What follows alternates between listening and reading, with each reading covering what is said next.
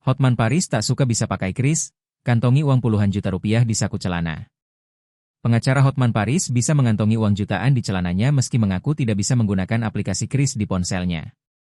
Sambil mengeluarkan uang di kantong kanan dan kirinya, Hotman Paris menjelaskan terbiasa memisahkan nominal uang di masing-masing kantong. Kalau di sini uang-uang kecil menumpuk, bertaburan, kata Hotman Paris dikutip dari OTW Trans 7, Selasa, 29 April 2025. Hotman Paris kemudian mengeluarkan uang dalam berbagai pecahan nominal dari kantong sebelah kiri. Dari uang ratusan ribu, hingga ribuan rupiah dikeluarkan dalam bentuk sudah tidak beraturan.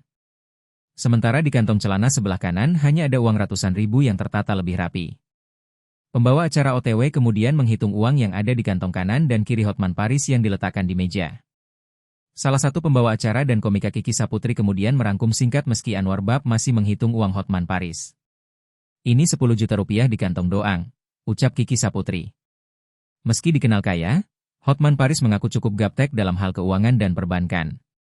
Saya dari dulu gaptek, nggak suka pakai kris, kata Hotman Paris.